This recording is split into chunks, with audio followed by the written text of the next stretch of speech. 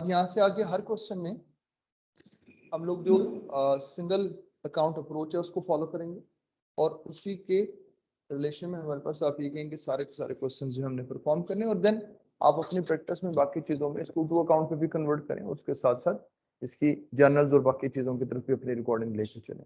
ठीक है बेटा? तो फर्स्ट ऑफ ऑल आपकी एग्जाम्पल प्रैक्टिस क्वेश्चन है आपके पास,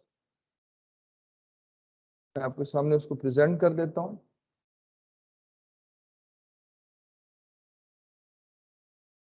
अच्छा, अब इसमें एक चीज के ऊपर आपने खास तौर पे ध्यान करना है, हमारी जो जो काम करने की पेस होगी वो ज्यादा हो जाएगी। तो जहां पे आपको ये फीलिंग हो कि सर बस अभी ये काफी हो चुका है, तो बस मुझे आपने वहां पे रोक देना है। मेरी बात को बेटा फॉलो करें, ठीक है? अब जैसे ये क्वेश्चन हमारे सामने है, ठीक है, मैं इसको परफॉर्म करता हूँ। बेटा पहला इसका पिक्चर ले लो।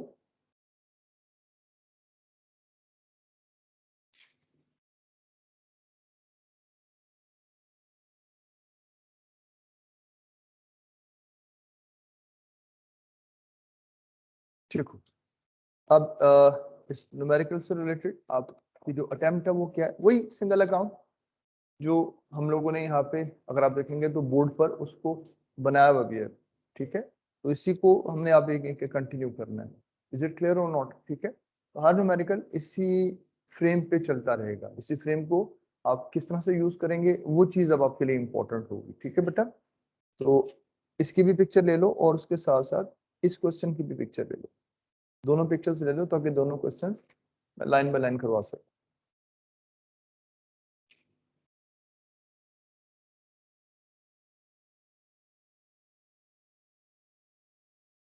ये बेटा हो गया, ये पिक्चर्स ले ली आप लोगों ने? जी बेटा, जो ऑनलाइन बैठे हुए पिक्चर्स ले ली हैं? Yes sir.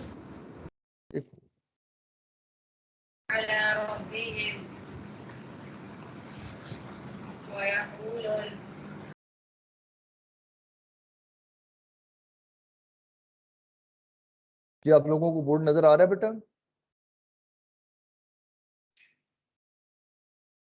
जी बेटा बोर्ड यस नजर आ सर। रहा है? ठीक हो, अब पहला क्वेश्चन देख लें। तो फर्स्ट क्वेश्चन में वो क्या कहता है क्रिक स्टार्टेड बिजनेस ऑन जनवरी 1, 2012। सो क्रिक ने अपने बिजनेस को स्टार्ट कब किया? 1 जनवरी 2012 पे। कहता है अकाउंटिंग ईयर एंडेड 31 दिसंबर 2012। सो ईच ईयर आपके पास 31 दिसंबर 2012, 13, 14 इसके ऊपर आपका अकाउंटिंग ईयर जो है वो फाइनेंशियल ईयर कंप्लीट हो रहा है। बेटा बात को फॉलो करें। सो a new warehouse was acquired on 31st March 2012। 31st March 2012 पे हमने एक वेयर हाउस अक्वायर कर लिया, खरीद लिया। On 21st April 2012 Crick received a water bill demand for ₹1 million।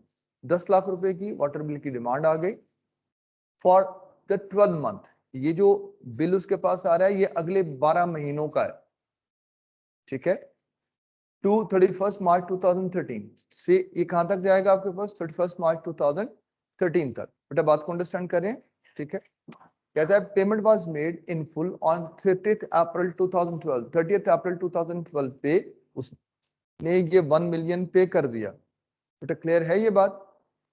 Now आगे कहता है कि अकाउंटिंग ईयर एंडेड 31 दिसंबर 2013। तो मैं सबसे पहले इतने पोर्शन को ही सॉल्व कर रहा हूं। अब इस पोर्शन की सोल्यूशन किस तरीके से है इसको देखिएगा, ठीक है? बोर्ड बेटा आपको क्लियरली नजर आ रहा है? अच्छा, पहली बात ये आपके पास सबका सिंगल अकाउंट अप्रोच है और यहां देखिएगा मेरे पास इससे रिलेटेड जो इंफॉर्मेशन है वो क्या क्या है। सो वाटर बिल ये आपके पास प्रैक्टिस क्वेश्चन 1 है।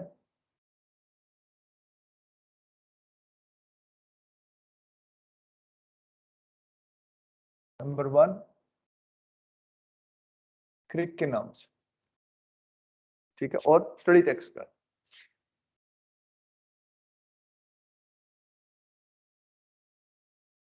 ठीक है बेटा, यहां तक बात समझ में आ गई। अब देखिए, क्योंकि बिजनेस नया स्टार्टेड है, इसलिए ना कोई ओपनिंग प्री पेमेंट ना कोई ओपनिंग अप्रूवल, आपने पहली पेमेंट परफॉर्म की। अब जरा यहां पे ध्यान कीजिएगा, पेमेंट आपने परफॉर्म की है 30 अप्रैल 2012 कैश पे की, 1 मिलियन की कैश पेड है बेटा। बात को अंडरस्टैंड करें, कोई अक्रूड नहीं, मतलब हमारे पास कोई अक्रूड वाला मामला है ही नहीं बेटा, ये बात क्लियर है। अक्रूड वो होता है कि जिसके अंदर हमने सर्विसेज ले ली हो लेकिन पैसे ना दिए हो, तो हम तो पैसे पहले ही दे चुके हैं, इसका मतलब प्री पेमेंट ही प्री पेमेंट। अब जब मैं 31 दिसंबर 2012 पे आता हूं, तो मेरे पास प्री पेमेंट का एक बैलेंस कैरिड डाउन। अब ये बैलेंस कितना है, हाउ मच, अगर आप देखेंगे तो ये जो आपके पास आपने पेमेंट की है, ये जिस ईयर को कवर करती है वो 1 अप्रैल से लेकर 31 मार्च 2013 तक है। हालांकि पेमेंट आपने 30 अप्रैल को की, कोई मसला नहीं, बिल आपको दे दिया उन्होंने, कहा यार ये बिल है इसको पे करो, ये साल का बिल है, तो आपने 30 अप्रैल को उसको पे कर दिया, उसके ऊपर डेट शीट थी बेटा। क्लियर है ये बात, ठीक है। सो इसका मतलब कि जो 1 मिलियन है, इस 1 मिलियन में 3 महीने मेरे पास अभी प्रीपेड है, 3/12, 3 महीने अभी मेरे पास प्रीपेड। तो अगर 3 महीने की पेमेंट मेरे पास प्रीपेड है, तो इसका मतलब ये हुआ कि 2,50,000 का मेरे पास बैलेंस आ, ठीक है बेटा। अब अगर 2,50,000 का बैलेंस आता है प्री पेमेंट में, अब मैं दोनों साइडों को टैली करता हूं बेटा, यहां पर भी 1 मिलियन और इस तरफ भी 1 मिलियन।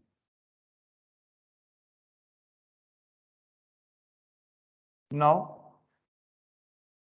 इसका मतलब कि 31, अब ये सिंगल अकाउंट अप्रोच है, कोई हमारे पास आप ये कह लें कि हमें 2 अकाउंट बनाने की जरूरत नहीं, जो भी डिफरेंस है that should be transfer to your profit and loss. तो 7,50,000 मुझे अपने प्रॉफिट एंड लॉस में लिखते हैं बेटा। क्लियर होगी बात भाई, यहां तक सब लोगों को समझ आ गया? यस एंड खत्म हो। सर रिपीट कर दें प्लीज। 10 लाख रुपए की पेमेंट आपने परफॉर्म की, डेबिट साइड पर कैश के सामने 10 लाख रुपए लिख दें, डेट जो है उस डेट को लिख दें। उसके बाद सिर्फ ये देखें कि क्या ये 10 लाख सारा एक्सपायर हो गया, हमने कहा नहीं, इसमें से 3 महीनों की पेमेंट अभी अनएक्सपायर्ड है, प्रीपेड, तो क्लोजिंग बैलेंस प्रीपेड का आ जाएगा 2,50,000, बाकी जो 7,50,000 है वो प्रॉफिट एंड लॉस में एक्सपेंस रिपोर्ट हो जाएगा, ठीक है बेटा। अब 1 जनवरी 2013 पे अब मेरे पास प्रीपेड का बैलेंस ब्रॉट डाउन है, तो 2,50,000 का बैलेंस पहले से मेरे पास है। आगे कहते हैं office extension was build, the water bill demand for the 12 month to 31 March 2014 was 16 lakh, Crick paid the full amount on 1 June 2018 to 2013। तो 1 जून 2013 पे आपने कैश पे की, अब जो कैश पे की 1.6 मिलियन 16 लाख बेटा। बात को अंडरस्टैंड करें, कोई क्लोजिंग अक्रूवल नहीं, लेकिन अगेन ये जो 16 लाख की पेमेंट की है, ये कवर करती है कहां से कहां तक, 1 अप्रैल 2013 से लेके 31 मार्च 2014 तक। तो इसका मतलब इसमें से 3 महीनों की पेमेंट वो है जो आपके पास आपकी प्री पेमेंट, और ये क्लोजिंग प्री पेमेंट आ गया बेटा। बात को अंडरस्टैंड करें, सो 31 दिसंबर 2013 जो बैलेंस मैंने कैरी डाउन लेना है वो 16 लाख का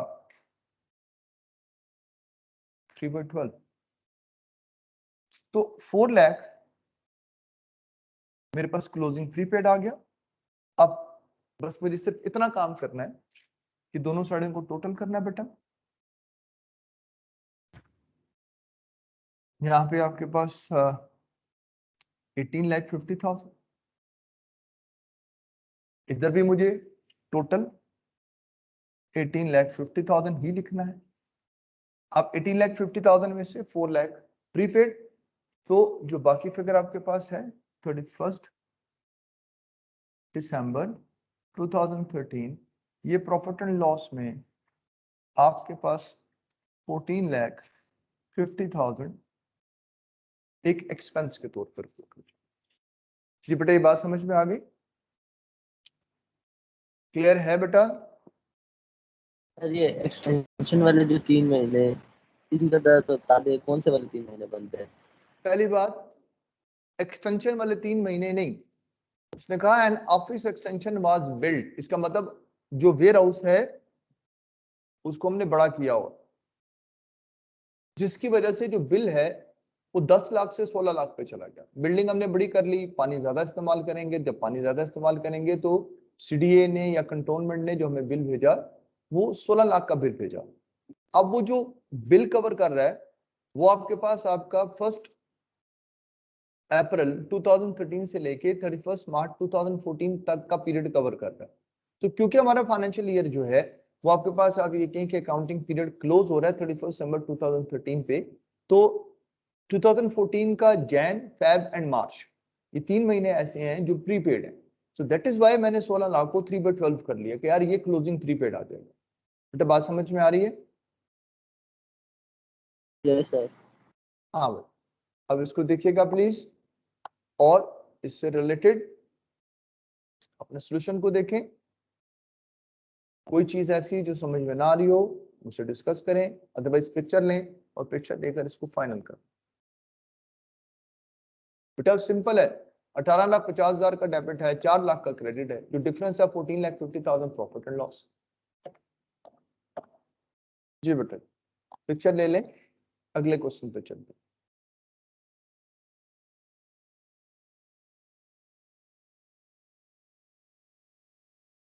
हो गया बेटा? समझ में आया बेटा? Good.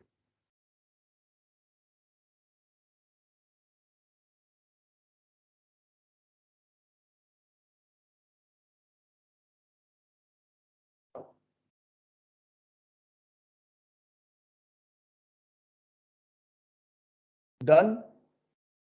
Next question, next question इसका पास पेपर का न्यूमेरिकल। अगला क्वेश्चन इसका पास पेपर से रिलेटेड।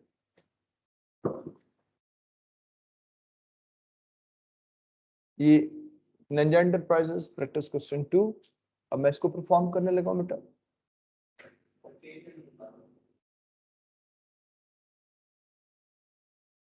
Page number 263।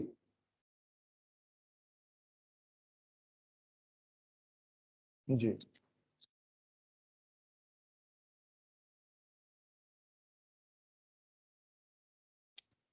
जी बेटा, पहले इस क्वेश्चन को डिस्कस कर लेते हैं, पढ़ लेते हैं, फिर आगे चलते हैं। अब वो कहते थे details Ninja enterprises question number 2, the details of 2 office buildings acquired on rent by Ninja Enterprises are as follows. First, on 1st April 2016, building 1 was acquired on an annual rent of rupees 2.4 million। बेटा ये annual rent है। एक साल का rent कितना है बेटा? 24 लाख। एक महीने का रेंट कितना है? 2 लाख। इफेक्टिव फ्रॉम 1 अक्टूबर 2017, आज से नहीं, 1 अक्टूबर 2017 the rent was increased by 20%। जब 1 अक्टूबर 2017 आएगी तो ये जो एनुअल रेंट है ये 20% बढ़ जाएगा। आगे कहता है any page rent on half yearly basis in advance. Half yearly basis in advance हम इस रेंट को पे करते हैं। बेटा क्लियर है? ये बिल्डिंग कब ली हमने? 1 अप्रैल 2016। इसका मतलब हाफ ईयरली 6 महीनों की पेमेंट मुझे एडवांस में करनी पड़ेगी। अगर साल की पेमेंट 24 लाख है तो 12 लाख रुपए मुझे हर 6 महीने के एडवांस पे देने पड़ेंगे। तो पहली पेमेंट मुझे कब करनी है बेटा? 1 अप्रैल 2016। दूसरी पेमेंट बेटा मुझे कब करनी है? 1 अक्टूबर 2016। तीसरी पेमेंट मुझे कब करनी है बेटा? 1 अक्टूबर 2017, सॉरी 1 अप्रैल 2017। चौथी पेमेंट कब करनी है बेटा मुझे?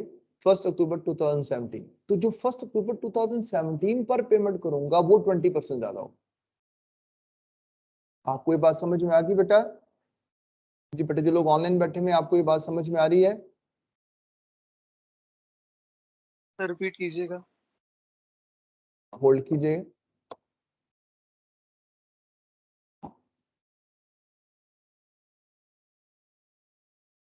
इसको यहां देखिएगा प्लीज, और मैं इसको बोर्ड पे लेके आ रहा हूं क्वेश्चन को ये देखिए, क्वेश्चन मैं पढ़ रहा हूं, मेरे साथ पढ़ें क्वेश्चन। आपको स्क्रीन पे क्वेश्चन नजर आ रहा है? ठीक है। The details of two office Yes. buildings acquired on rent by Ninja Enterprises are as follows. On 1st April 2016, building 1 was acquired. सादा सा सवाल है यार, बात समझ में आ रही है? 1st April 2016 आपने बिल्डिंग ली, बिल्डिंग 1, 6 महीने की पेमेंट करनी है एडवांस में। क्लियर? पेमेंट आपके पास साल की कितनी चाहिए? 24 लाख। तो 6 महीने की पेमेंट कितनी होगी? 12 लाख। पहली पेमेंट आपके पास 1 अप्रैल 2016, दूसरी 1 अक्टूबर 2016, तीसरी 1 अप्रैल 2017। यहां तक तो 12-12 लाख पे करेंगे, लेकिन जैसे 1 अक्टूबर 2017 पे जाएंगे, इस 12 लाख को 20% इंक्रीज कर लेंगे, जो कि 14,40,000 बन जाएगी। तो कैश की पेमेंट से, गॉट इट? Yes, sir. आगे आ जाए। On 1 September 2016 building 2 was acquired on rent. Building 2 को भी हमने रेंट पर ही लिया। आप ₹9 लाख। एनुअल रेंट कितना है बेटा? 9 लाख रुपए। साल का रेंट कितना है? 9 lakh. Clear? Payment were made on quarterly basis in advance. 3-3 महीने की पेमेंट। मतलब क्या हुआ कि अगर पहली पेमेंट मैंने 1 सितंबर पे की है 2016, तो दूसरी पेमेंट मुझे 1 दिसंबर 2016 पे करनी, तीसरी पेमेंट मुझे 1 मार्च 2017। बेटा मेरी बात को फॉलो कर, हर 3 महीने के बाद इस पेमेंट को परफॉर्म करें। Is it clear? Yes, ठीक है। sir. आगे कहता है, however the quarterly payment due on 1st December 2017 was made on 15th Jan 2018। तो कैश फ्लो का प्रॉब्लम आ जाता है, बात पैसे नहीं दे पाते, तो हमने वो जो पेमेंट करनी थी ना, कौन सी पेमेंट? 1 दिसंबर 2017, 16 वाली नहीं, 1 दिसंबर 2017 वो जो पेमेंट थी वो हम नहीं कर सके। बेटा क्लियर है? बेटा ये बात क्लियर है? Yes, sir. सॉरी बेटा, Yes, sir. Clear है। क्या नाम है बेटा? हसन बेटा, जब उसने ये बात कह दी कि क्वार्टरली पेमेंट्स करनी है, पेमेंट एडवांस में हो रही है, और अगर वो उसके बाद आप ये कह लें कि आगे कोई बात नहीं कर रहा, तो ये समझ जाएं कि हर पेमेंट ड्यू डेट पे परफॉर्म हो रही है। बेटा मेरी बात को फॉलो करें। तो अगर आपका एग्रीमेंट 2016 में हो गया, तो उसका मतलब है कि जब तक बिल्डिंग हम इस्तेमाल करेंगे हमें रेंट तो देना है। अगर कोई एबनॉर्मेलिटी आएगी तो फिर बोलेगा। तो जैसे आ गई 1 दिसंबर 2017 पर एक चीज एबनॉर्मल होगी, पैसे देने थे, नहीं दे सके, बात सॉरी बेटा, हाँ, फिर ये अक्रूवल होगी। बेटा मेरी बात को फॉलो करें। इज इट क्लियर और नॉट? हाँ भाई, क्लियर है? अब बेटा इस क्वेश्चन में सबसे पहला काम ये है, क्वेश्चन इसी एक सिंगल अकाउंट पे हमने मेंटेन करना है, लेकिन सबसे प्राइमरी जॉब हमारी ये होगी कि सबसे पहले आप इस क्वेश्चन में पेमेंट्स को एक दफा अलाइन कर लें। एक दफा ना रफ वर्क में अपनी पेमेंट्स को सारों को ना एक जगह पे लिखना है, यार किस किस डेट पर पेमेंट करनी है। क्लियर है? चलो मैं इस क्वेश्चन को स्टार्ट करूं।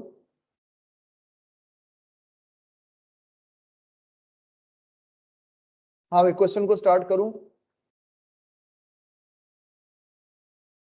ऑनलाइन जो लोग बैठे, मैं क्वेश्चन स्टार्ट करूं यार? Yes sir. Yes, sir. कर दें। चलें जनाब, जरा देखिएगा अब बोर्ड पर। बाकी सारा काम हम लोग बाद में करेंगे। पहले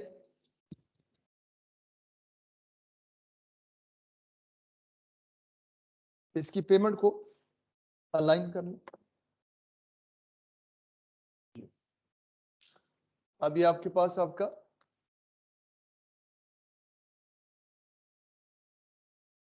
प्रैक्टिस क्वेश्चन नंबर 2 और ये है आपके पास निंजा एंटरप्राइजेस।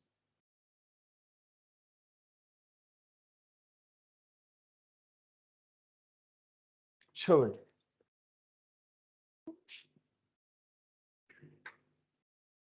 एक्सपेंस अकाउंट ही बनाना है।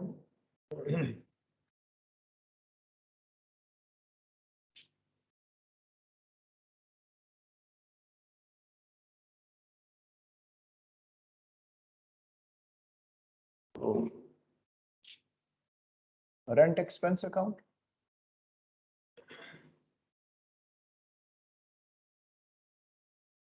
पहला पेमेंट स्टेटमेंट। अब डेट्स, डिटेल्स, अमाउंट, इसको एक दफा सीधा कर लो। पहली पेमेंट आपने परफॉर्म की 1 अप्रैल 2016 पे। बेटा ये आपकी बिल्डिंग 1, अमाउंट कितनी पे की बेटा? 12। क्लियर? क्लियर?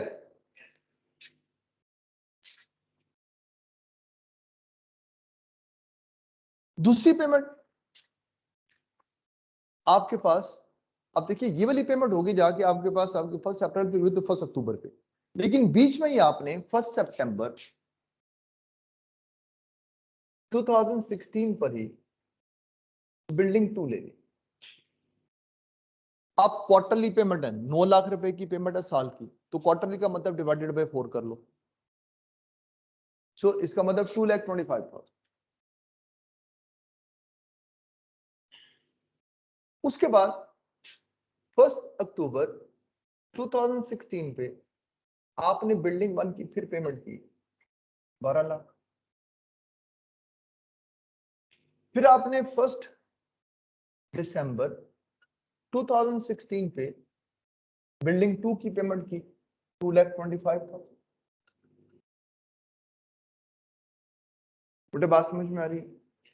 पहला साल खत्म हो गया क्योंकि 31 दिसंबर 2016 पे पहला साल कंप्लीट हो जाता है। बेटा क्लियर है? सो यहां से लेके यहां तक आपका first year ended at 31st December 2016। ये 4 पेमेंट्स 2016। बेटा क्लियर होगी बात? क्लियर है? अच्छा, अब आगे आ जाए। आपके पास अगली पेमेंट, नेक्स्ट पेमेंट 1 दिसंबर 2016। अब बिल्डिंग 1 की पेमेंट तो हमने जाके करनी है 1 अप्रैल 2017 पे। अभी बात समझ में आ रही? क्लियर है ये बात? लेकिन बिल्डिंग 2 की पेमेंट बीच में ड्यू हो जाएगी। इसका मतलब कि दिसंबर, जैन, फेब, 1 मार्च 2017 बिल्डिंग 2 2,25,000। अब 1 अप्रैल 2017 बिल्डिंग 1 12 लाख। अब बेटा वो मार्च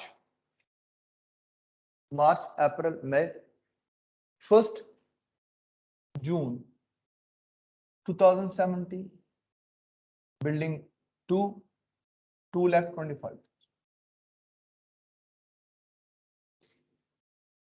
ठीक है। अब बेटा जून जुलाई अगस्त 1 सितंबर 2017 बिल्डिंग 2 2,25,000। 1 अक्टूबर 2017 बिल्डिंग 1 स्टार लगा रहा हूं क्योंकि यहां पर 20% इंक्रीज होता है। अब 12 लाख नहीं देना, 14,40,000।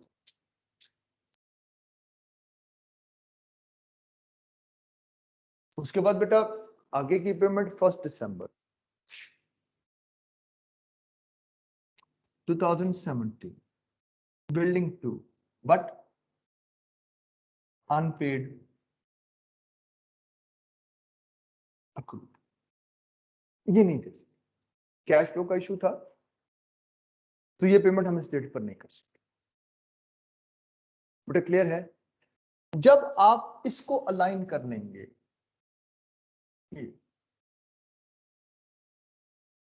ये आपके पास सारे का सारा second year ended at 31st December 2007। अब जब आपने इसको अलाइन कर लिया, आगे क्वेश्चन बहुत आसान। बेटा मेरी बात को फॉलो कर रहे हैं? समझ लग रही है बात? अब बेटा पहला साल, सो 1 जनवरी 2016 बैलेंस ब्रॉट डाउन, कुछ पहला साल है, कोई प्री पेमेंट नहीं। बेटा बात को फॉलो कर रहे हैं? पहला साल है, कोई अक्रूड। पहले साल में 4 पेमेंट्स की आपने। 1 अप्रैल 2016 पर कैश पे 12 लाख। आपने 1 सितंबर 2016 पर कैश पे की 2,25,000। आपने 1 अक्टूबर 2016 पर कैश पे की 12 लाख रुपए। आपने 1 दिसंबर 2016 पर कैश पे की 2,25,000। बात समझ? जो जो कैश पे की ध्यान रखो। अब यहां देखो, इस जगह पे इसका टोटल 24 और 4.5 28,50,000। अब मुझे सिर्फ एक बात देखनी है कि यार कोई ऐसा बैलेंस देखो, मेरे पास 31 दिसंबर 2016 पे अक्रूवल का कोई बैलेंस इस साल में नहीं, अगले साल में आएगा, इसमें नहीं। लेकिन 31 दिसंबर 2016 पे मेरे पास प्री पेमेंट का कैरिड ऑन बैलेंस है, जिसके लिए मुझे वर्किंग चाहिए। 2 पेमेंट्स ऐसी हैं जिनका एक पार्ट अभी अनएक्सपायर्ड है। देखो बेटा, ये जो पेमेंट मैंने 1 अप्रैल पर की थी 2016 फुली एग्जॉस्टेड, 6 महीने इस्तेमाल कर ली। ये जो मैंने 1 सितंबर पर पेमेंट की थी फुली एग्जॉस्टेड, 6 महीने इस्तेमाल कर, सॉरी 3 महीने इस्तेमाल कर। लेकिन ये जो पेमेंट मैंने 1 अक्टूबर 2016 पर की है, इसके 3 महीने अभी भी मेरे पास पेंडिंग। बेटा मेरी बात को फॉलो करें। So working 1 12 lakh into 3 divided by 6। बेटा डिवाइडेड बाय 6 क्यों? हाफ ईयर, तो 6 लाख रुपए प्रीपेड। इसी तरीके से 2,25,000 मैंने 1 दिसंबर पे किया इंटू 2/3, 2/3 3 महीने की पेमेंट है। दिसंबर इस्तेमाल कर लिया, लेकिन जैन फेब अगले साल में ट्रांसफर हुआ। बेटा बात समझ में आ रही? बेटा क्लियर है? तो 1,50,000, इसका मतलब 7,50,000 ये क्लोजिंग प्रीपेड आ जाएगा। 7,50,000 क्लोजिंग प्रीपेड। 28,50,000 मतलब 31 दिसंबर 2016 बैलेंस क्या है? 28,50,000 में से 7,50,000 की प्री पेमेंट, तो बाकी प्रॉफिट एंड लॉस 21 लाख मेरे प्रॉफिट एंड लॉस में शिफ्ट। बेटा क्लियर है? अब आते आज नेक्स्ट 1 जनवरी 2017। अब बेटा प्री पेमेंट का बैलेंस ओपनिंग है 7,50,000, वो बैलेंस है जो पहले से था। 7,50,000 वो बैलेंस है जो पहले से था, ये पड़ा हुआ। बेटा क्लियर है ये बात? अब आ जाए डिटेल्स पे। अच्छा यार पेमेंट कब कब की? एक पेमेंट मैंने परफॉर्म की 1 मार्च 2017 कैश पे की। हाउ मच बेटा? 2,25,000। फिर मैंने 1 अप्रैल 2017 पे कैश पे की 12 लाख। फिर मैंने 1 जून 2017 पे कैश पे की 2,25,000। फिर मैंने 1 सितंबर 2017 पे कैश पे की 2,25,000। फिर मैंने 1 अक्टूबर 2017 पे कैश पे की 14,40,000, ये पेड। हाँ मैंने 1 दिसंबर पर जो कैश पे करनी थी नहीं कर सकता, नहीं कर सकता। बेटा मेरी बात को फॉलो करें, क्लियर है? अच्छा नहीं कर सका तो इसका मतलब है कि फिर इसके पैसे मैंने देने हैं। सॉरी बेटा, इसके पैसे मैंने देने हैं। इसका मतलब कि ये चीज मेरे पास क्या आ जाएगी 31 दिसंबर 2017 पर closing accrued, accrued rent closing. अब बेटा पैसे कितने देने थे? 2,25,000। बेनिफिट 1 महीने का इस्तेमाल किया, 1 महीने का, पूरा नहीं ले लेना 2,25,000।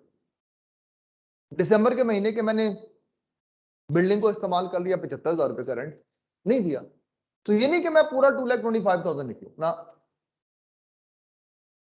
जिसका बेनिफिट लिया और पैसे नहीं दिए सिर्फ वही अक्रूड है। तो 1 महीना अक्रूड है बेटा, मेरी बात को बेटा फॉलो करें, 1 महीना अक्रूड है। इज इट क्लियर और not?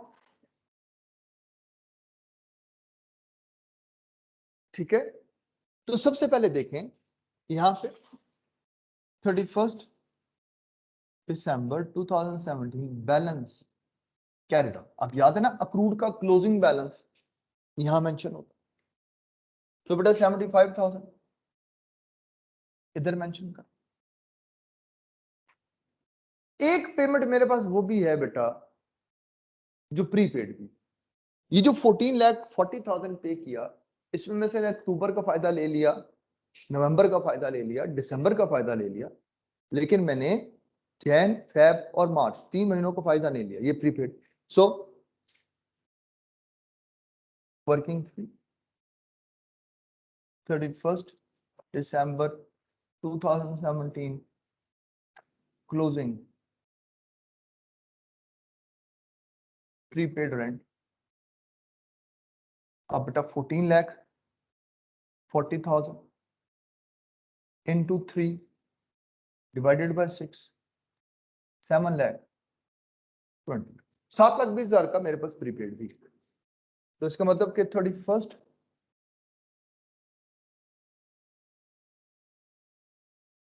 31 December 2017 balance carried down to 7,20,000। अब बेटा वही काम, इसको टोटल करो,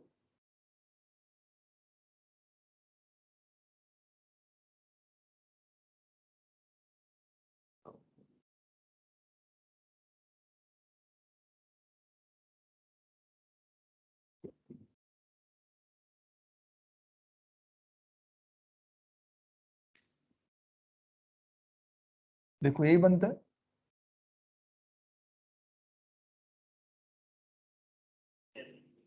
यही है फिगर। अब बेटा इसमें से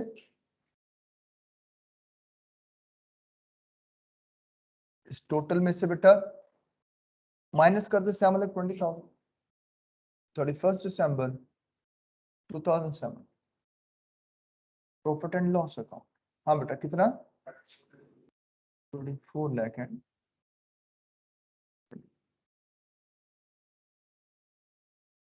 बेटा क्लियर है, क्वेश्चन यहाँ पे खत्म हो जाता है। लेकिन अगर आप यहां से आगे कंटिन्यू करते तो अब देख लो कि 1 जनवरी 2018 पर आपका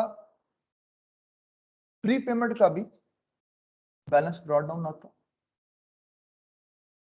और 1 जनवरी 2018 पर आपके अक्रूड का भी बैलेंस ब्रॉट डाउन।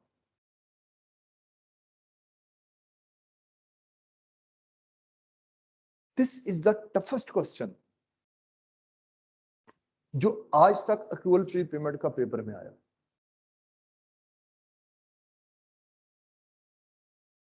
ये आज तक का मुश्किल तरीन पेपर है जो उसने पेपर में क्वेश्चन है जो उसने पेपर में भेजा है। मार्क्स मेरे ख्याल में 5 थे, इसके या 6 थे। आप मेरी बात को बट अंडरस्टैंड करें, पिक्चर लो इसकी जल्दी से।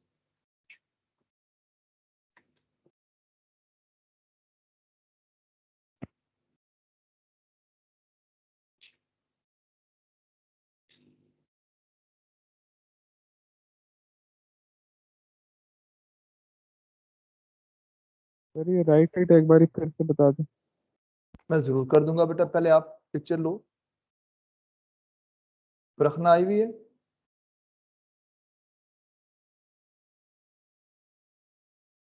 रखना क्लास में है, जवाद है क्लास में।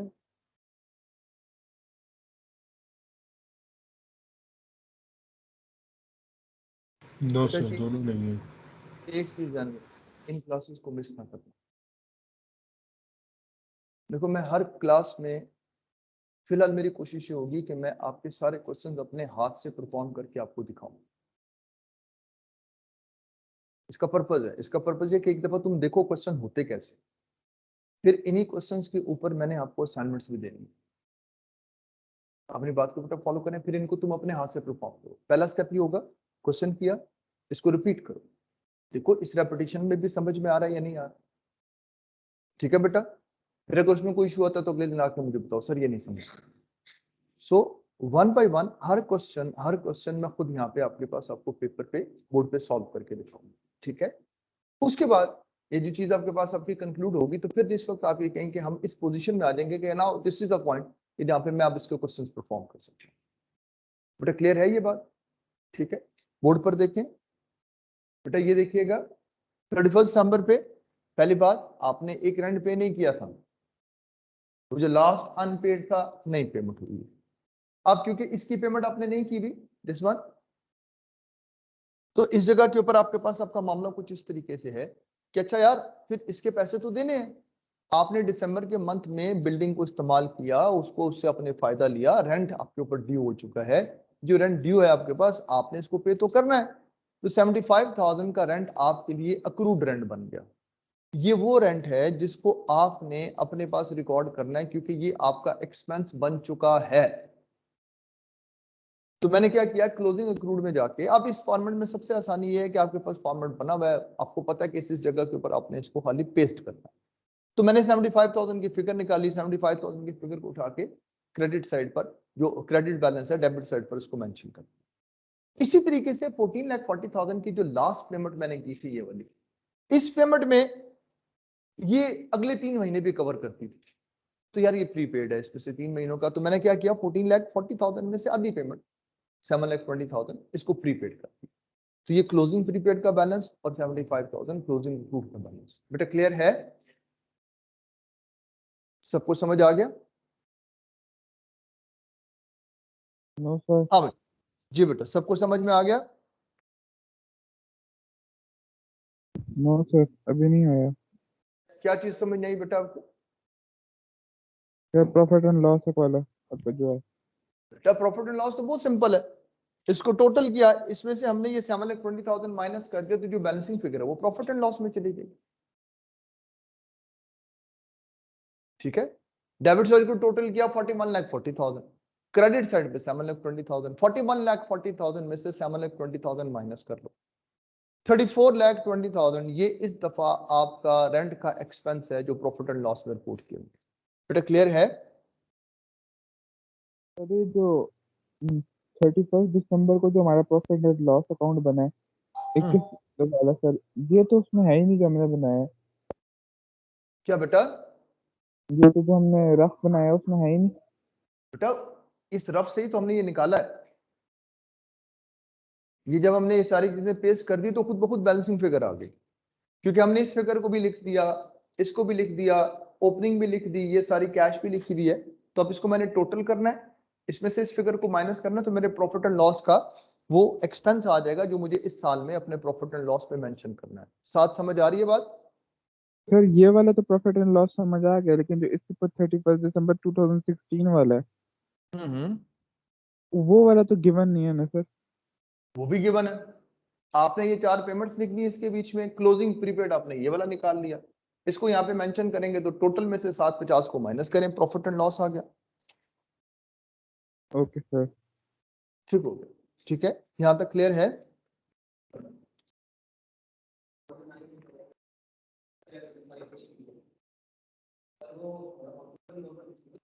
हाँ, अक्टूबर सितंबर अक्टूबर नवंबर के लिए, वो 1 सितंबर पे पे हुआ तो उसमें सितंबर भी था, अक्टूबर भी था, नवंबर भी था, वो दिसंबर के लिए नहीं।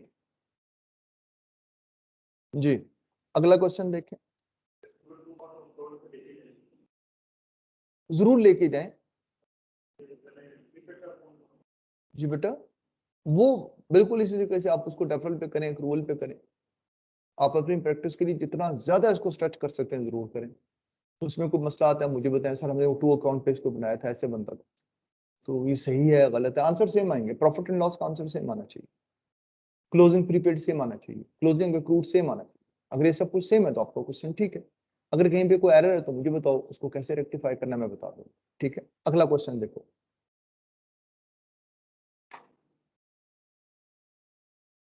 ठीक है, ये यूएरा के नाम से आपके पास क्वेश्चन है।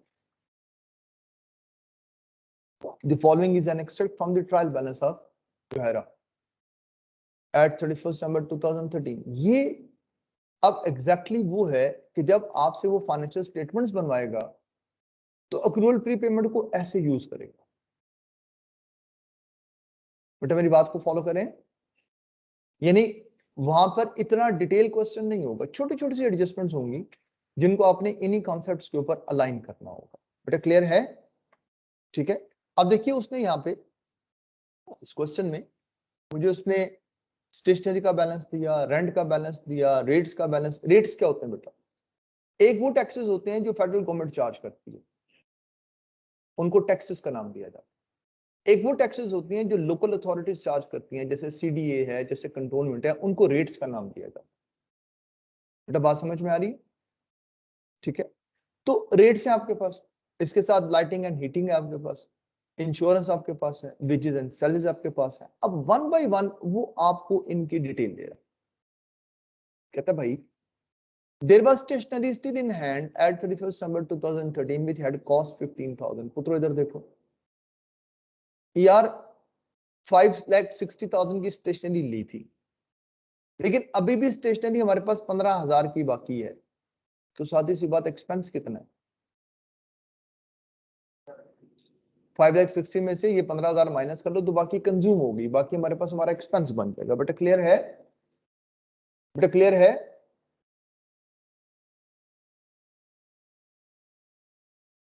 कोई भी बात समझ आ रही है नहीं आ रही जो लोग ऑनलाइन है? Yes sir. ऐसे कहते जी रेंट 900,000 का, कहता है rent of ₹3 lakh for the last 3 months of 2013 had not been paid and no entry has been made in the books at all for you।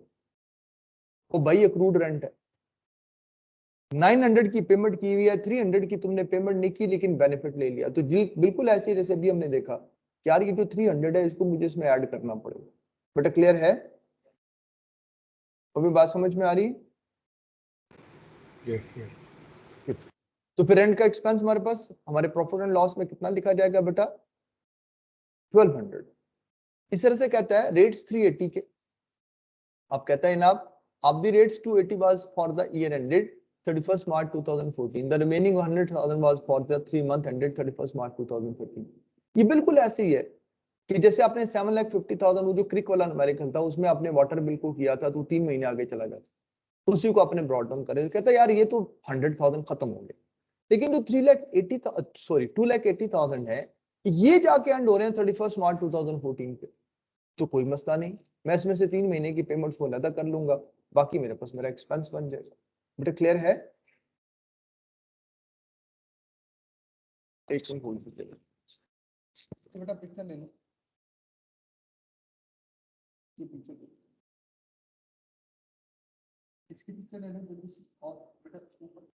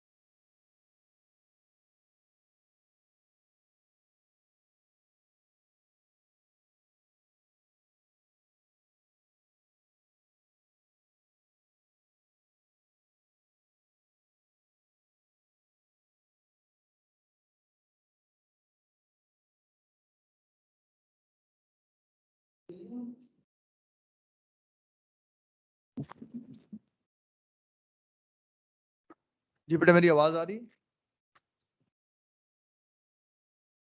बेटा मेरी आवाज आ रही है आपको? Yes sir. जी सर, आ रही है। अब इसमें मुझे यूं करना पड़ेगा कि 2,80,000 में जो 3 महीने का प्रीपेड है इसको 2,80,000 को 3/12 करना पड़ेगा। इसको मैं इसमें से निकाल दूंगा तो बाकी फिगर मेरी एक्सपेंस की आ गई।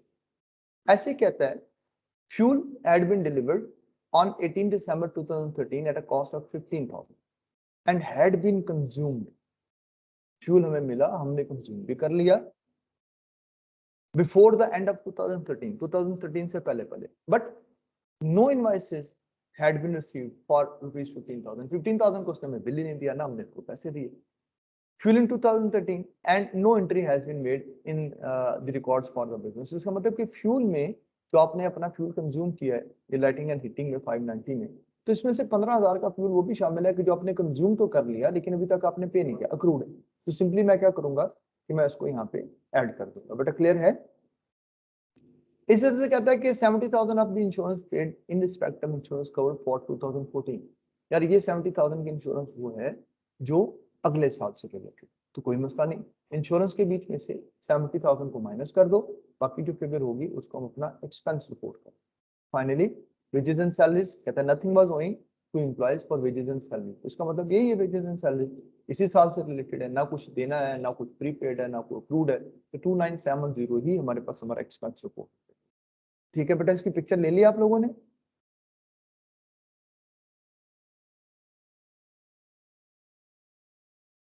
बेटा Yes. पिक्चर ले लिया इसने? अच्छा, अब पहली बात, अब जब आप अपनी स्टेटमेंट्स को ड्राफ्ट करेंगे,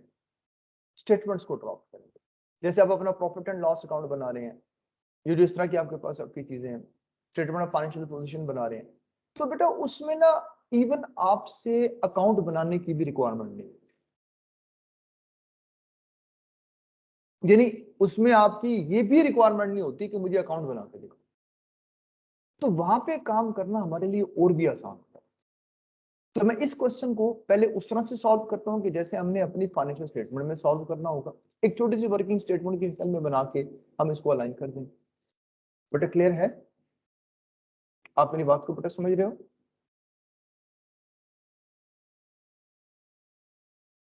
बेटा सब लोगों को मेरी बात समझ में आ रही है? Yes sir.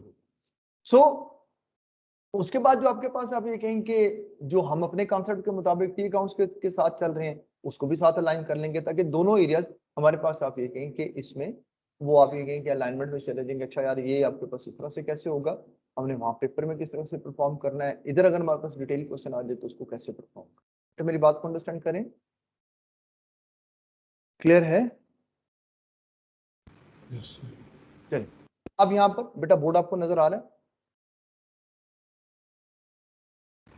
जी सर नजर आ रहा है। अब यहाँ आपके पास एक छोटा सा अपने पास एक स्टेटमेंट नोट करके रख,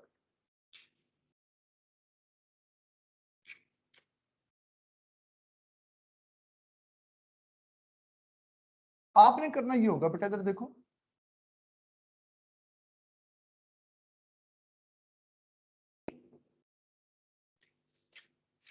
आप एक्सपेंस की अमाउंट पिक करेंगे,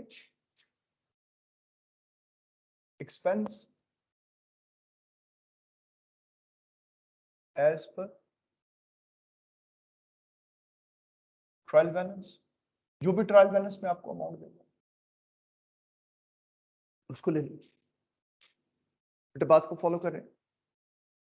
उसके बाद अगर उसमें कोई क्लोजिंग अक्रूड है तो उसको ऐड कर दो, और अगर कोई क्लोजिंग प्रीपेड है तो उसको लेस करो। आपके पास वो अमाउंट आ जाएगी जिसको प्रॉफिट एंड लॉस में आपने एक्सपेंस लिखा। अपनी बात को तो फॉलो करें। सर ये फिर से समझा दे। कुछ भी नहीं यार, जो भी पेमेंट आपके पास मौजूद है उसको ले लो। अगर एडजस्टमेंट में, इसको एडजस्टमेंट्स बोलते हैं, जो नीचे बता रहे हैं इनको एडजस्टमेंट्स बोलते हैं। इन्फॉर्मेशन में अगर उस इन्फॉर्मेशन में वो आपको कहते हैं यार इतनी अमाउंट अभी आपके पास अक्रूड है तो ऐड कर दो, अगर वो कहता है कि जी इस पेमेंट में से इतनी अमाउंट प्रीपेड है तो लेस कर दो,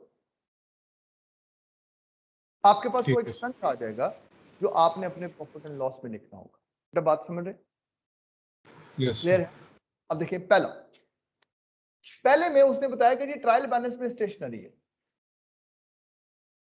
अब वो स्टेशनरी की फिगर उसने मुझे क्या दी हुई है, स्टेशनरी की फिगर उसने क्या दी हुई है, चेक कीजिएगा।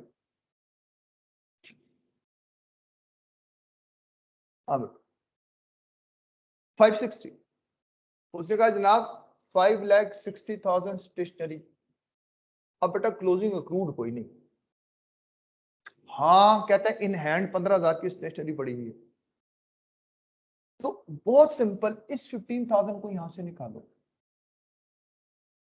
इसका मतलब कि 5,45,000 ये मेरे पास प्रॉफिट एंड लॉस में एक्सपेंस, और बेटा ये प्रीपेड है तो ये मेरे पास स्टेटमेंट ऑफ फाइनेंशियल पोजीशन में एसेट। 5,60,000 में से आपने 15,000 अभी यूज नहीं किया, वो एसेट है, और जो कंज्यूम कर लिया 5,45,000 वो एक्सपेंस। बट ये बात समझ में आ रही है? सर दोबारा समझाइए सर। सॉरी बेटा, सर रिपीट कर दें सर। रिपीट कर देता हूँ। 5,60,000 की पेमेंट हुई है, ट्रायल बैलेंस पे मेंशन है, कहता है उसमें से 15,000 अभी तक अनयूज्ड है, तो अनयूज्ड है वो आपके पास आपका एसेट हो गया, उसको माइनस कर लो। बाकी 5,45,000 आपका एक्सपेंस है जिसको आपने प्रॉफिट एंड लॉस में रिपोर्ट कर। बेटा क्लियर है? Yes sir. आगे देखो, रेंट के केस में वो कहता है rent as per trial balance कितना है, कहता है यार 900 है। कहता है लेकिन इसमें क्लोजिंग अक्रूड है कितना, कहता है यार 3 लाख की पेमेंट तुमने नहीं की, बेनिफिट लिया, ऐड कर दो बेटा। इसका मतलब प्रॉफिट एंड लॉस में 12 लाख।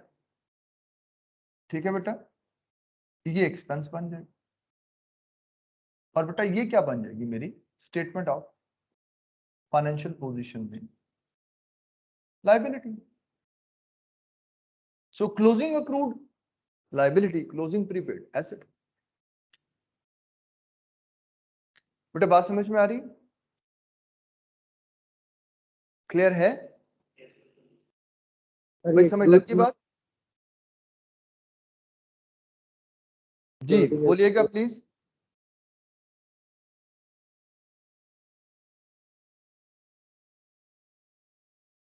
जी समझ लग की बात? सर इधर यस दोबारा sir.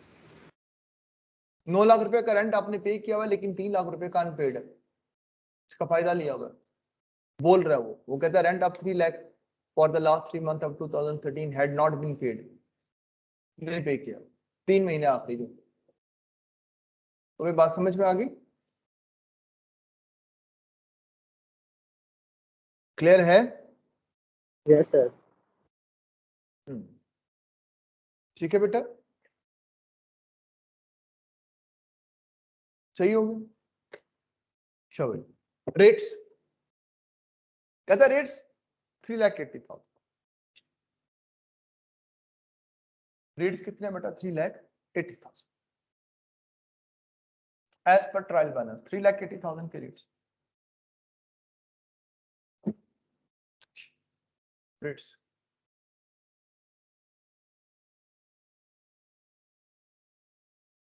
As per trial balance 3,80,000। कहता यार इसमें से प्रीपेड है, लेकिन प्रीपेड की कैलकुलेशन कैसे है? उसने कहा सारे नहीं, 2,80,000 3 महीने के लिए प्रीपेड है। बताया उसने यार 2,80,000 अगले साल के साथ रिलेट कर, 3 महीने आगे जाते तो 2,80,000 इंटू 3/12। ठीक है, हाँ जी, क्या फिगर बनती है? 70,000। तो मतलब ये आपके पास 3,10,000। ये प्रॉफिट एंड लॉस में एक्सपेंस, और बेटा ये स्टेटमेंट ऑफ फाइनेंशियल पोजीशन में एसेट। बेटा क्लियर है?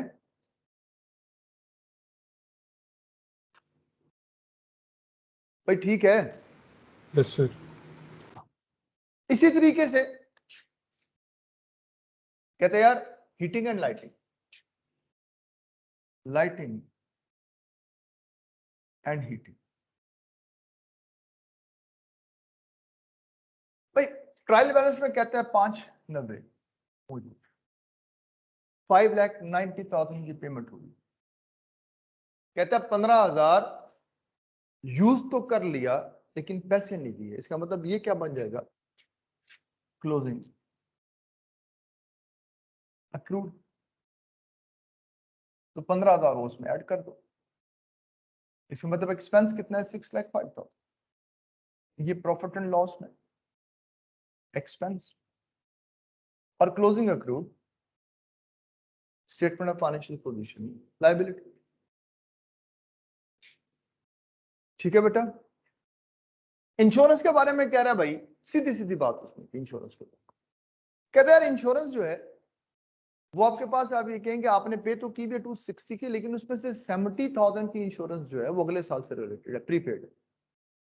बेटा बात को अंडरस्टैंड करें, ठीक? तो यहां देखिए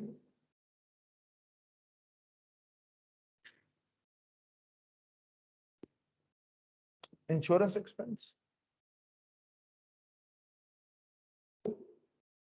so insurance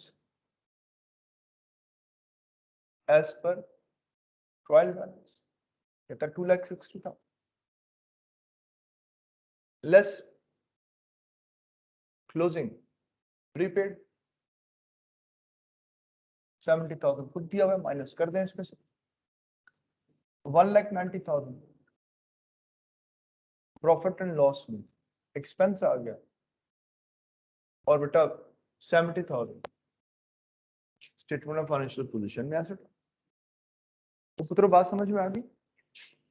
तो आपने जब प्रॉफिट एंड लॉस स्टेटमेंट पे जाना है तो इवन आपके पास पेपर्स के न्यूमेरिकल में आपको इस चीज की रिक्वायरमेंट नहीं है कि आप यहाँ पे अपने पास आप ये कहेंगे अपना को टी अकाउंट बनाएंगे बाकी काम करेंगे। और सीधी सीधी बात है, कहते यार बताओ एक्सपेंस क्या होगा, क्या पोर्शन तुम्हारे पास लायबिलिटी है, क्या पोर्शन तुम्हारे पास तुम्हारे एसेट्स।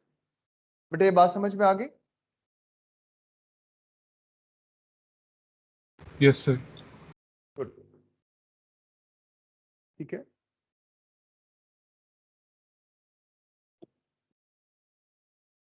तो ठीक है, जी अब सर।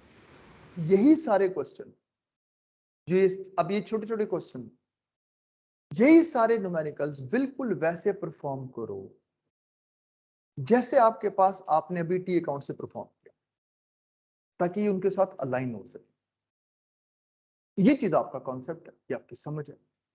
ये चीज वो है जो पेपर के अंदर, क्योंकि टाइम कम होता है ना, तो तेजी से करना कैसे, ये भी इंपॉर्टेंट होगा, पहले वाला भी इंपॉर्टेंट। बेटा क्लियर है?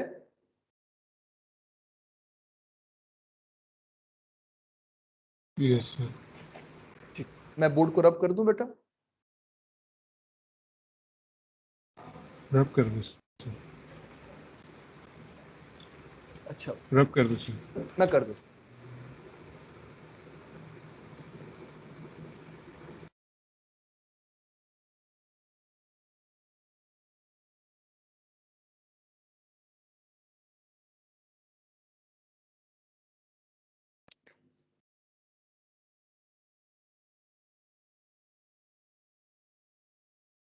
चलो अब वही सिंगल अकाउंट अप्रोच, लेकिन अब सबके अलग अलग। अब बेटा पहली बात, ये सारे बैलेंस कौन से बैलेंस है? Debit balance. आपने नोट किया है ट्रायल बैलेंस में सारे बैलेंस कौन से बेटा? Debit balance. ठीक है, तो स्टेशनरी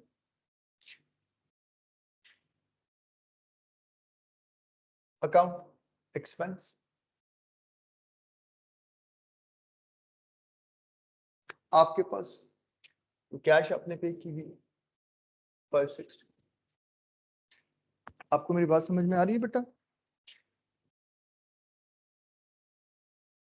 अब वही कॉन्सेप्ट, अगर क्लोजिंग प्रीपेड तो इधर आएगा, क्लोजिंग अक्रूड तो इधर आएगा। डिफरेंस किस में चला जाएगा बेटा? Profit and loss. तो यहां पे क्लोजिंग प्रीपेड 15, तो फिर प्रॉफिट एंड लॉस में क्या लेकर 545।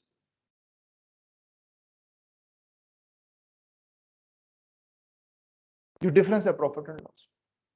रेंट आपने कैश पे की 900, कहता है यार क्लोजिंग अक्रूड है 300 का, इधर लिख दो। डिफरेंस बेटा किस में चला जाएगा? Profit and loss.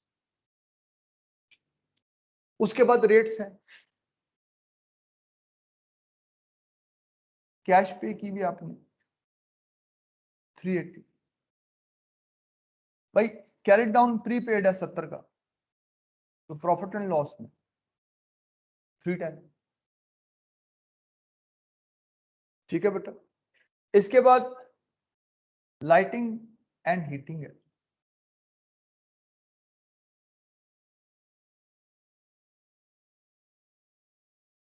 कैश कितनी पे की हुई है 590, क्लोजिंग अक्रूड है हमने 15 का है, तो प्रॉफिट एंड लॉस में कितना चला जाएगा 605। इंश्योरेंस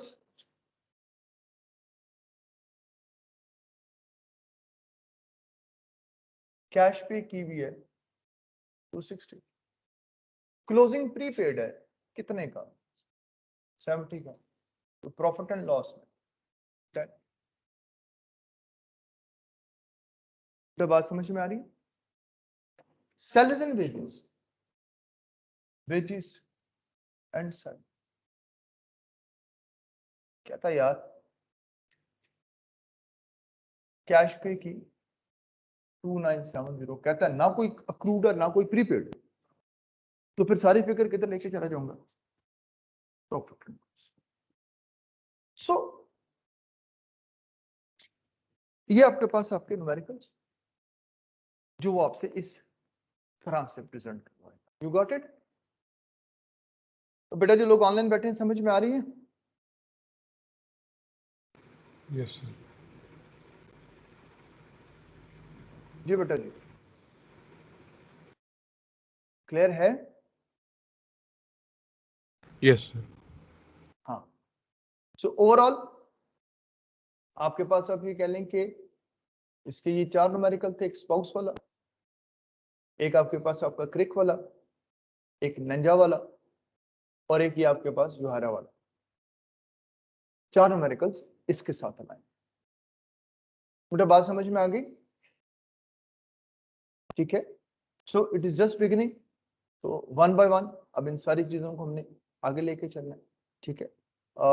मेरा नहीं ख्याल कि आज हमें इसको आगे लेके चलना चाहिए, क्योंकि 4 न्यूमेरिकल्स पहले ही काफी हैं आपके लिए। ठीक है, चारों के सोल्यूशन आपके पास पड़े हैं, इनको रिपीट कर लें। ठीक है। और आज मैं इसलिए भी थोड़ा सा इसको लोअर पेडल पे चला गया हूँ कि मेरे पास बच्चे कम है। ठीक है। तो दूसरी क्लास में तो देखता हूँ उसमें स्ट्रेंथ क्या है, फिर रिवीजन क्लास आज होगी 2 to 4। आज 2 to 4 की क्लास लाजमी लेनी है, क्योंकि आज हमने उसी अकाउंटिंग इक्वेशन को आगे एक्सपैंड करना है। तो जो आपकी और जो थोड़ी सी कमी रह गई है वो इंशाल्लाह आज के लेक्चर में मैक्सिमम पूरी हो जाएगी। आप अपनी बात को बेटा फॉलो करें, तो आपके पास आपकी स्पेशल जर्नल ये वो जो चीजें हैं ये सारी आपके पास अलाइन हो जाएंगी। ठीक है। तो लेकिन आप इस चीज को देखने, टाइम आपके पास इस वक्त 9:30, दैट मीन्स कि आपके पास अगर हम आधा घंटा और भी यूज करें तो हम यूज कर सकते हैं। क्लास भी हमारे पास आप ये कहेंगे इफेक्टिवली हमने को 1 घंटा 10 मिनट की क्लास से मुश्किल से ली। ठीक है। मुझे सारा ने भेज दिया लिस्ट, उसमें 2 to 4 आपकी क्लास तो नहीं है। सॉरी बेटा बोले। सर जी मैम सारा ने लिस्ट भेजी है, हाँ उसमें 2 to 4 आपकी क्लास तो नहीं है। बेटा वो ये स्पेशल क्लास है, जो रिवीजन वाली क्लास है, जो मैंने काम शुरू किया हुआ था उसमें 2 to 4 वाली क्लास जो है ये सिर्फ आज के दिन ही शायद हो, इसके बाद शायद हमें इसके आगे रिक्वायरमेंट ना रहे। क्यों? अब मैं इसके बाद क्या करूंगा, जो ये टॉपिक आपके पास यहाँ पे हमारे पास टाइम ज्यादा आ चुका है, अब इन्हीं टॉपिक्स को हम अकाउंटिंग इक्वेशन में बाकी जगहों पे हमने कैसे प्रेजेंट करना होगा वो यहीं से देखेंगे, और फिर इसके जर्नल्स क्या है, इनको लेजेंड्स में कैसे पोस्ट करना, वो यहीं से हमें आप ये कहेंगे उसकी डिटेल मिल जाया करेगी। बेसिकली मुझे उन क्लासेस के बीच में जो चीज आपको सिखानी थी कि मैं आपको ये तो बताऊं कि जर्नल में रिकॉर्डिंग कैसे होती है, लेजर में पोस्टिंग कैसे होती है, बैलेंस कैसे निकाले जाते हैं। तो आज के दिन के बीच में इंशाल्लाह हम लोग काफी काम कर लेंगे। बेटे मेरी बात को फॉलो करें। सर वो तो हो गया सर, एक दफा दोबारा रिपीट कर देंगे हमारा क्लास का टाइम क्या होता है? बेटा दो टाइम है। एक क्लास का टाइम आपके पास आपका 8:15 से स्टार्ट होगा, 10 o'clock पे खत्म होगा। एक क्लास का टाइम आपके पास है जो 10 to 12 है। दोनों क्लासेस आपने सेम इसी MS टीम के लॉगिन से आपने लॉगिन होना है, जो कंबाइन ITA कंबाइन रिवीजन वाला लॉगिन। अपनी बात को अंडरस्टैंड करें, जी सर। ठीक है? आपको जो बैच सूट करता है, अगर आपको 8 to 10 वाला बैच सूट करता है उसमें आ जाए, अगर आपको 10 to 12 वाला बैच सूट करता है उसमें आ जाए। अगर आपके क्लैशेस हैं बेटा तो आप उनको ऐसे मैनेज कर सकते हैं। मेरी बात को बेटा फॉलो करें, कल ठीक है? शेड्यूल आया उसके हिसाब से 10 to 12 वाली क्लास ठीक है, मैं इंशाल्लाह फिजिकल ही दूंगा। आपकी मर्जी है, दोनों क्लासेस फिजिकल भी अलाउडेड है, फिजिकल आना चाहे फिजिकल आ जाए, ऑनलाइन रहना चाहे ऑनलाइन रह लें, हमें किसी किस्म का कोई मसला नहीं है। सिर्फ मेरे कहने का मकसद ये है कि आज की क्लास में हमारे पास आप ये कहें कि इस वक्त फिजिकली मेरे पास आप ये कहें कि 13 लोग हैं, ऑनलाइन मेरे पास कोई 15 लोग हैं, तो 28 टोटल है मेरे पास। तो मैं क्योंकि प्री पेमेंट्स हमने पहले से की हुई थी, अभी अगला जो टॉपिक है वो इनकम के साथ रिलेट करेगा, एक्सपेंस हमने कर लिया, इनकम वाला टॉपिक था, इसलिए मैं आज उसको थोड़ा सा आप ये कहें कि वो थोड़ी सी आपको लिवरेज दे देता हूँ कि मैं ना करवाऊँ। जो आपने काम ये किया हुआ है 4 क्वेश्चन इन्हीं को रिपीट कर लें। सो दो तीन दिनों से काफी मुश्किल थी, तो मैं क्लासेस नहीं ले सका अपने लिए। जो क्या हुआ बेटा? रिवीजन क्लासेस आप दे रहे थे वो तो कोर्स मुझे आता है रिवीजन क्लासेस वाला, लेकिन जो कोई आपने मत उसके बाद 3 लेक्चर मेरे मिस हुए तो आज इंशाल्लाह मैं रिकॉर्डिंग लेकर आता हूँ। कोई कल मसला क्लास नहीं, कल नहीं है क्लास, संडे आप है। सॉरी ये आप नया कोर्स पढ़ाएंगे मंडे को पढ़ाएंगे ना? हाँ मंडे को। अब इसके बाद क्लास नहीं ITA की। अभी ITA की एक क्लास और भी है जो सेम चीज पढ़ेगी जो अभी आपने पढ़ी है, ठीक है वो आपके सर। पास आपकी क्लास होगी 10 to 12। उसके बाद एक ITA की क्लास और भी है 2 to 4 जिसके बीच में आपकी रिवीजन परफॉर्म होगी। ठीक है बेटा? मतलब आपने ऑफिशियल लेक्चर लेंगे, बाकी सर मेरा कोर्स कंप्लीट है, पीछे पढ़ाया ठीक था है, मुझे आदमी सब। ठीक है, कोई मैं इशू सिर्फ मेरे 3 लेक्चर मिस हुए हैं वो रिकॉर्डिंग में मिले। नहीं। शुक्रिया ले सर। लो कोई। अल्लाह हाफिज बेटा जी, अल्लाह हाफिज। आज आप कर लें क्लास। अल्लाह हाफिज़। अल्लाह। अल्लाह हाफ़िज़।